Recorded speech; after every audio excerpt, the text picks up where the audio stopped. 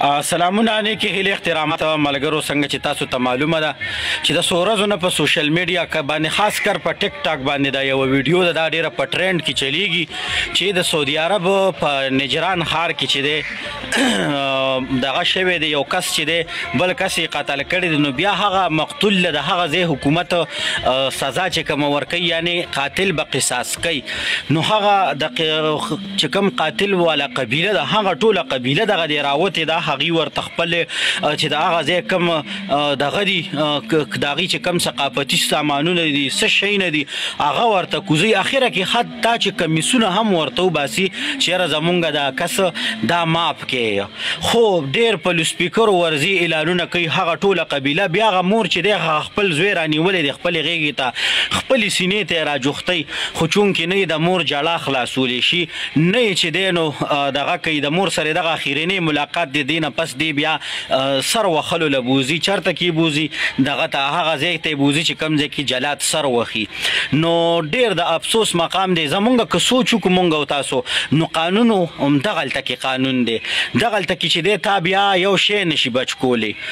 نه د دغه ملک نه ته تښتېدی شي زمونږ پښتنو هم دغلته کې قتلونه کړي دي خو که د دې ځای خلک رضا شول خو راوبځي که نه وي نو دقسې چل به ورسره هلته کې کېږي چې دغو نه به څه کېږي سر به ترې نوالی کېږي زمونږ پاکستان کې خو صیبه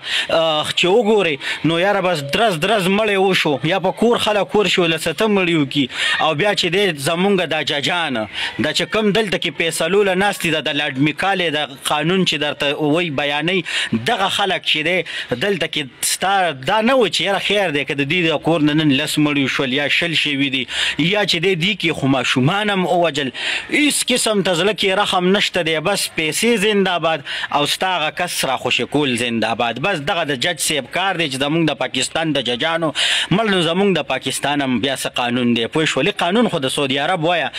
چې ټوله قبیله ورغللی چې حتی چې هغه ټولې قبیلې ورته کمیسونه ویستل خو څه وکړل قاتل یې ماف نه کړو او نه یې ماف کوي او هغه دی څه شو قاتل قصاص کړی شو دلته کې زمونږ قاتل صاحبه یو په غلنۍ کې پروتي بل به پړانګ غر ته لاړ شي بل به په میچنۍ کې پروت وي او څه به یې کله کله به راچکر کېږي یو به درنه وجني او بیا به برځي هلته کې چې دی زمونږ چې کمې تیزې ادارې دي هغه هم په دې اوس نن سبا په دغلته کې پرتې دي خو څه زما او ستا قاتله دا نه ګیریږي او نه دله سزا که ګیر شي پولیس غریب دغه وکړي کوشش وکړي ویې نیسي راشي سبجان لالا راشي انټرویو مو وکړي څنګه دې مړی کړو داسې دې مړی کړو هغه خپل داستان بیان کړي ستا به ورته سترګو کې اوښکې هم راشي ته به د دې منتظر چې حکومت به دله انصاف ورکړي خو د سره به چې دی د مقتولانو ته به انصاف میلو شي د قاتل به قتل کړی شي پانسي به کړی شي خو نه زمونږ د لاډ میکالې په قانون کې پانسي نشته دی هله به پانسي کېږي چې کله ته تاسو ته ښه پته ده چې د ختم نبوت په سر باندې روزي یو مرتد چې په چا د چا قتل واجب القتل دی کوم سړی زمونږ د قانون او په آیین کې که هغه تا قتل کړو نو بیا به ته پانسي کېږي ګینې لکه څنګه چې ممتاز قادري صاحب د سلمان تاثیر